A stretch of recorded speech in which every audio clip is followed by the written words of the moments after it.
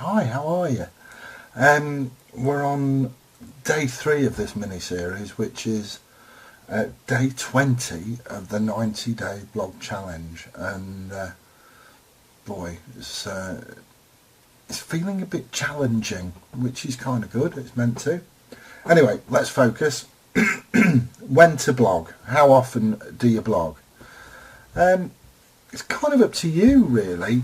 I think if you want to play by Google's rules, you need to be blogging consistently, and the frequency will depend a lot on your ability to create content or come up with ideas.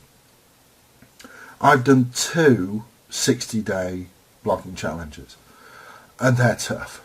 They really are tough. Coming up with ideas day after day after day after day after day is, and that's what I'm finding a bit daunting with the video challenge, because creating content of any sort is challenging.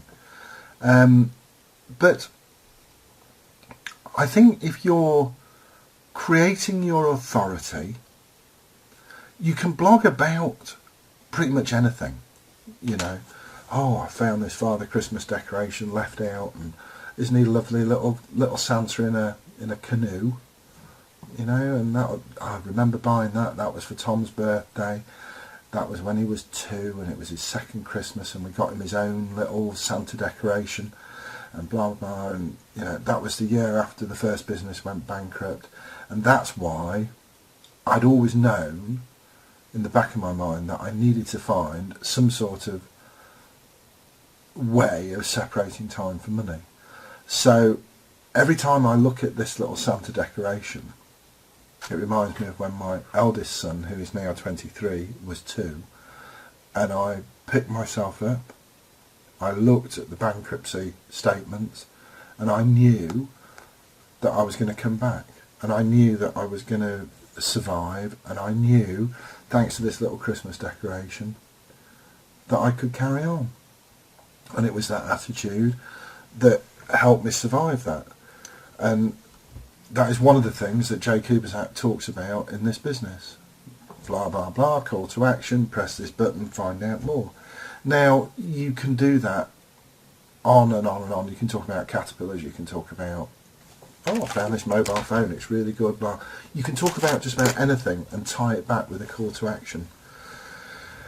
But you need to keep it interesting. And I think a 60-day blogging challenge is good in terms of making a commitment, but I think it dilutes your message. And I actually think people get bored. They check in once a week to see if you've still done it, and they speed read, but I don't think it has a great, because your quality is lost, I don't think it does a great deal to improve your actual authority site. And I did one 60-day challenge on my home site, and I did one on a blog site, just to prove that I could still do it at a subsequent point. So how often? I'd say between 2 and 3 times a week, consistently. And if you blog consistently to a high standard, 2 or 3 times a week, and you distribute those blogs, properly, and I'll talk about distribution not tomorrow or the day after. I'll talk about distribution on day 23 or day 6 of this series, because I think distribution is the most crucial element. I think if you can do all that and maintain the standard of content, then you will attract visitors to your website, and you will start to create a following. And if you can do it, you know, the old boy's own thing where, and tomorrow we'll talk about, and you go to the end, 3/4 of the way down the story. I'll tell you who's good for storytelling. It's Dagan Smith. You get Dagan's email today, and he doesn't quite tell you everything, and tomorrow he just gets to a point where, and I'll fill you in on the details on Saturday. You know, and you think, oh, I want the email now, and you're actively seeking the next instalment. And if you can get your blogs to run concurrently like that, you will attract a lot of traffic. Okay?